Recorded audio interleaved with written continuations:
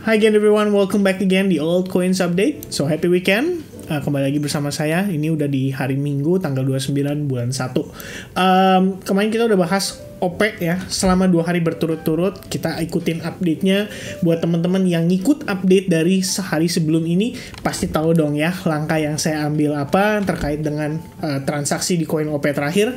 Hari ini sebenarnya nggak sesuai dengan ekspektasi kita, karena begitu masuk weekend, ternyata marketnya koreksi nih, lumayan koreksinya. Bitcoin yang tadinya sempat 23.500 turun lagi ke 23, bahkan sampai 22.900-an lebih lah tadi kurang lebihnya. Dan akhirnya narik altcoins juga, karena pada saat Bitcoinnya turun, Bitcoin dominance-nya naik. Nah ini jadi problem buat altcoins untuk mudah perform. Nah, jadi di video ini sebenarnya kita bakal update the graph. But before kita update the graph, saya pengen tambahin sedikit update untuk OP. Jadi teman-teman nih istilahnya punya gambaran lah ya. Kalau misalkan saya lagi follow up koin atau lagi transaksi atau lagi ngelihat peluang di koin tersebut, apa sih yang saya lakuin gitu. Nah, start dari OP dulu, oke? Jadi sebelum kita masuk ke dalam GRT, perlu diingat sekali lagi teman-teman sekalian bahwa OP overall-nya still in the bullish trend.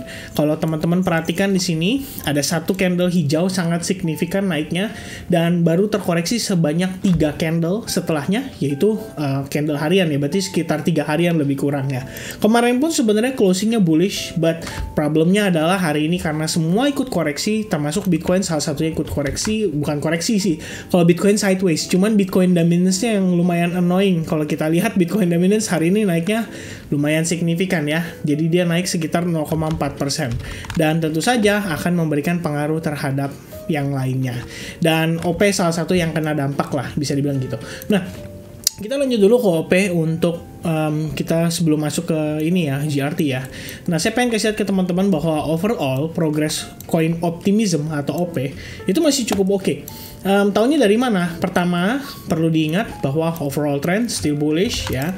Kemudian progress koreksi lumayan bagus. Kemudian kita lihat satu candle tiang hijau panjang, boom.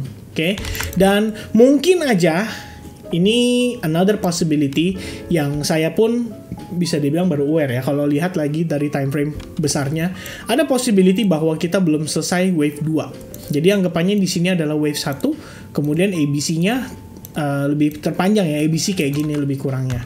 Oke, itu ada possibility dan saya pikir itu bisa dipertimbangkan juga untuk terjadi seandainya kalau misalnya kita ngelihat ini terinvalidasi ya. Jadi saya udah sharing chartnya OP selama dari tadi sore, kemudian malam tadi saya share lagi ke teman-teman di Telegram juga, jadi yang lain bisa ngikutin juga.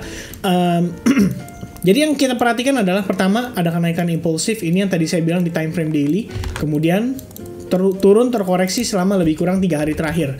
Dan apabila seandainya kalau misalkan ngikutin pergerakan kemarin progresnya, di sini adalah wave 1 possible ABC, which is ini adalah wave 2. Kemudian sekarang kalau misalkan kita mendapatkan konfirmasi bahwa lagi-lagi OP tertahannya di demand area plus area invalidasinya, karena kalau misalnya dia break dari sini, nah ini kita ngomongin ABC corrective pattern yang lebih besar gambarannya. Jadi ibaratnya di sini A, B, C, possible kayak gini ya, lebih kurangnya.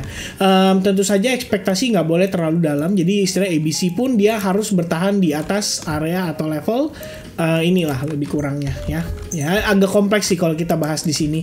Jadi saya cuma pengen follow up aja ke teman-teman. Kemarin transaksi sudah lumayan oke, sudah lumayan perform, tapi kemudian harga berbalik dan terpaksa posisi saya harus close dalam keadaan dekat dengan level break even. Jadi saya sedikit kasih jarak atau istilahnya untuk menghindari yang namanya spike, dan ternyata kena juga spike-nya ya. Jadi in the end ya loss minus sedikit lah. Tapi sekarang dengan saya kena stop loss di range yang ya kemarin saya entry di 2,24, tadi kenanya sekitar 2,2an, kasih jarak sedikit, ya sekarang dapat good deal karena kita bisa dapat harga lebih murah di 2,1, dan menurut saya itu adalah sesuatu yang perlu kita ibaratnya apresiasi lah untuk diri kita sendiri gitu. Oh ini karena gue disiplin nih, gue dapat reward berupa good deal. Good deal dalam arti kita bisa entry lagi dengan harga yang lebih murah. Itu pertimbangannya. Nah yang saya perhatikan untuk OP adalah kita mendapati posisinya ada Three River Morningstar, kemudian 3 candle koreksi warna merah, and then di follow up dengan satu candle bullish ya, bullish engulfing candle menutup red candle yang ada di sini dan juga red candle yang ada di sini. Jadi kayak so far so good gitu sebetulnya. Cuman yang menjadi concern saya adalah ini weekend teman-teman. Karena weekend low volatile, jadi kita nggak bisa expect pergerakan yang gimana banget. Dan ini takutnya ibaratnya tuh nggak terlalu confirm banget dengan potensi reversal yang terjadi di dekat area invalidasinya. Karena kalau kita lihat di sini sekarang pelan-pelan membentuk semacam triangle nih ya. Kalau teman-teman perhatikan di sini ada semacam ascending triangle. We have retest terhadap resistance-nya sekali, 2 kali rejection, and then sekarang ongoing naik lagi. Mungkin kena rejection 3 kali baru kemudian dia bisa nanjak. Dan akhirnya ya kita ngelihat ini sebuah opportunity untuk peluang yang dimana kita bisa consider lagi. Kalau misalkan ini terjadi break, berarti kita dapat konfirmasi dari buyers, mungkin bisa entry lagi di pullback-nya, dan stop loss placement bisa di bawah area invalidasi. Karena sekali lagi saya katakan, seandainya kita break dari area invalidasi tersebut, berarti ada kemungkinan wave 2 belum selesai di sini ya, bukan ABC terus wave 2, tapi ternyata ABC mungkin untuk wave 2-nya. Dan tentu saja di sini 5 wave, 3 wave, and then 5 wave lagi ke bawah untuk wave 2. Nah, ini ada satu possibility atau satu skenario yang kita perlu perhatikan. Tentu saja saat ini saya mempertimbangkan ada possibility untuk buyersnya bisa masuk dulu, sehingga kalau misalkan ini yang terjadi berarti ini harusnya kita ongoing menuju ke wave 3 ya. Dan wave 3 berarti dia harus break nih dari sini. Sebisa mungkin dari $2,4 dia harus break. Kalau misalnya dia gagal break, lagi-lagi terkena rejection, ya pertimbangannya yang tadi saya sebutkan ke teman-teman sekalian ya, anggapannya dia nggak sampai atas nih, ternyata di sini cuma wave 1, 2, and then 3, and then 4, and then 5. Nah, possible kan? Jadi saat ini menurut saya kita berada di ambang konfirmasi sih kalau buat si OP. Break dari sini artinya kita baru finishing wave 2 ya, berarti di sini progresnya adalah 1, 2, 3, 4, dan 5. Atau di sini ABC. Confirm wave 2 and then 1, 2, 3 ya kira-kira seperti itu ya. Ini sebenarnya probabilitasnya cukup banyak. Belum lagi kita ngomongin pergerakan market di weekend, cenderung low volatile. Jadi kita nggak bisa expect terlalu banyak informasi yang bisa kita gali. Karena saya pikir aktivitas sebenarnya baru akan terjadi di hari Senin nanti. Ya, itu kira-kira untuk si OP. Nah, sekarang kita masuk ke dalam yang utamanya ya, teman-teman. Jadi ini adalah main karakternya di video hari ini seharusnya. Mudah-mudahan yang OP udah cukup jelas ya. Nah, untuk GRT saya quick aja. Lihat dari time frame weekly, progress kita koreksi lumayan parah, lumayan dalam. Kemudian lihat di time frame daily, rejection terakhir di sini sangat impulsif, sangat signifikan. And then kita nggak pernah create lower low ya. Di sini memang kelihatan kayak lower low tapi nggak signifikan ya. Di sini saya nggak anggap sudah confirm lower low. Jadi kalau buat saya considerationnya adalah this is our lowest level atau lowest area atau lowest zone ya, lebih kurangnya di area ini. Dan rejectionnya itu terjadi setelah dia berhasil break terhadap lowest price di level ini. Anggapannya seperti ini. Kalian lihat di sini dia break, and then reaction coming from this green candle lah ya, kita bisa bilang. Kenapa saya katakan green candle itu? Karena kalau teman-teman lihat after this green candle, rejection terjadi signifikan dan tidak ada rebound atau pullback sama sekali untuk dia break sampai level support sebelumnya. Jadi anggapannya teman-teman, pertimbangannya adalah ada kemungkinan di range ini kita bisa mendapatkan tekanan kembali dari si pihak sellersnya. That's why saya mungkin akan tandain ini sebagai big fan zone sellers ya. Nah, yang lebih kurangnya seperti ini. Dan kita ngelihat nih progres penguatannya selama ini terjadi dengan tahanan berupa EMA 8 ya, sempat ke fake out tapi kemudian bertahan lagi di atas EMA 8. Jadi buat time frame daily, teman-teman perhatiin aja, selama harga di atas EMA 8 berarti probabilitas untuk dia bisa break ke atas itu masih lebih besar. Tapi kalau dia udah break dari EMA 8 dan bertahan di bawah di level itu, berarti itu udah boleh waspada, antisipasi terhadap kemungkinan harga bisa reversal karena terkena rejection terhadap big fan zone yang ada di level ini ya. Di level berapa itu saya kasih note ya, lebih kurang di 0,10 ya, pembulatan lah ya, 0,1 lah kira-kira seperti itu teman-teman sekalian. Nah itu yang perlu diwaspadai untuk saat ini. Walaupun secara momentum di sini kamu lihat ya, ada resistance yang sudah di flip menjadi support. So this is gonna be our new support level. Kalau misalnya dia turun mungkin ketahan di sana, tapi kalau misalnya dia break bagus karena berarti market memang siap untuk melanjutkan penguatannya. Alright, so di time frame 4 jam yang perlu saya note itu Ini kalau kita tarik ke samping kan teman-teman lihat tadi ya di time frame daily kelihatan di atasnya ada di berapa. Jadi saya kasih kotak aja di sini biar teman-teman bisa ada perkiraan more or less tadi levelnya 0,1 lah ya di sini. Nah, ini bisa jadi patokan kita untuk resistance saat ini.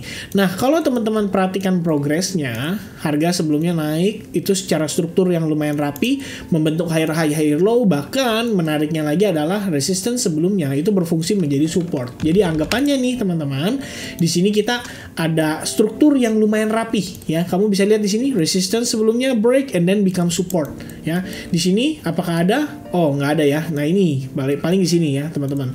Resistance and then rejection karena resistance kemudian jadi support. Nah, ini bagus nih. Kalau kita lihat struktur pergerakan marketnya kayak gini itu enak biasanya. Nah, saat ini resistance itu ada di sini. Oke, di highest candle atau tail atau weak candle di sana saya tarik ke bagian atas di sini. Jadi saya katakan ini belum break karena bagi saya sekali lagi ini adalah sebuah area ya, bisa di atasnya, bisa di bawahnya ya, anggapannya kayak gitu. Kita nggak ngambil itu kayak berupa garis. Kalau garis kayak wah nih kayaknya udah break nih, udah boleh buy, akhirnya mati ibaratnya gitu ya, transaksinya gagal dan failed gitu, nggak launching sesuai dengan ekspektasi. Nah, selain itu di time frame 4 jam, semenjak terjadinya bull cross di tanggal 20 Januari, kamu bisa lihat EMA 21 itu berfungsi dengan baik sebagai area support yang dinamiknya dia.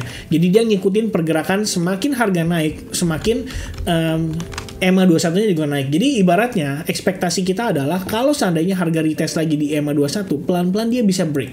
Oke, pelan-pelan dia bisa break. Harapannya pun sama setelahnya sampai dia akhirnya menembus 0,1 dolar. Dan ini pasti buat teman-teman yang mungkin ada nge-hold JRT kan mempertanyakan dong, di mana saya bisa take profit atau pada saat apa saya take profit.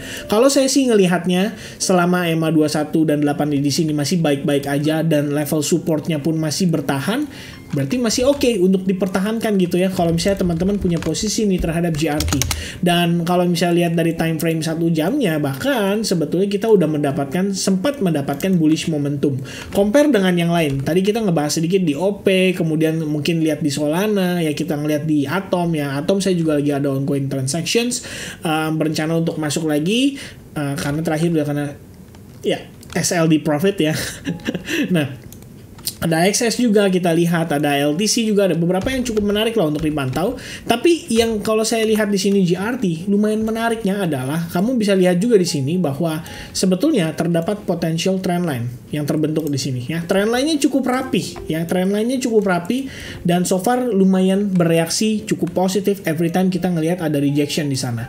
Jadi this is the first one and then second one ya, low ketemu low and then ketemu low lagi dan low lagi. Sekarang kita lagi mencoba untuk challenge di level tersebut. Jadi kalau misalnya si JRT-nya ketahan di level itu, which is sebelumnya juga merupakan area resistance, which is berpotensi become support, resist become support. Kalau misalnya benar-benar nih level support confluence yang ada di sini itu mempertahankan harga JRT, maka ini masih big possibility untuk dia nerusin penguatannya. Oke, kalau saya sih ngelihatnya kayak gitu teman-teman. Secara sederhana saya udah ngelihat di sini break, berarti ini kan udah ada momentum nih, buyer sudah masuk ya, mereka mau beli dengan harga yang istilahnya ya lumayan tinggi gitu loh, di compare dengan sebelumnya, mereka masih mau beli. Dan tentu saja ini adalah area demandnya kita, karena kita ngelihat harga di sini naik lumayan signifikan after this level ya, setelah dia sideways ya. Di sini ada triangle, possible triangle break, kemudian long harusnya masuk. Mungkin karena resistance sebelumnya udah boleh consider TP 50% atau mungkin slide stop loss di break even kalau kamu masih pengen full position holdingnya ya.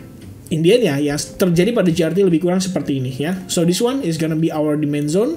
Of course ini adalah potensi area support resistance, jadi bisa dikonsider juga area tersebut penting. Dan pertanyaan berikutnya adalah setelah si harganya sideways ini, mampukah dia break lagi di atas IMI 21 dan 8 pada time frame 1 jam? Kalau dia berhasil reclaim, kemudian IMI-nya bull cross lagi, ini bisa di follow up ya. Anggapannya ada potensi untuk harga kembali menguat dan nanjak untuk JRT. Alright, sementara itu dulu mungkin yang saya bisa update terhadap JRT. Anyway, kalau teman-teman suka dengan gaya update seperti ini ya, dalam artian kita ngasih satu update nih yang setiap hari kita bahas terus, yaitu si OP misalkan ya, nanti kita tergantung voting dari teman-teman juga. Kalau misalnya kalian like this type of video, make sure kalian bantu likes buttonnya. Minimal tercapai 500 saja. Saya udah seneng banget. Dan kita akan consider untuk ngelakuin itu di video-video altcoins berikutnya yang memiliki potensi atau peluang. Alright, so I think that's it teman-teman sekalian. Thank you so much for watching dan selamat berakhir pekan. Sampai ketemu lagi di update berikutnya. Cheers guys, goodbye.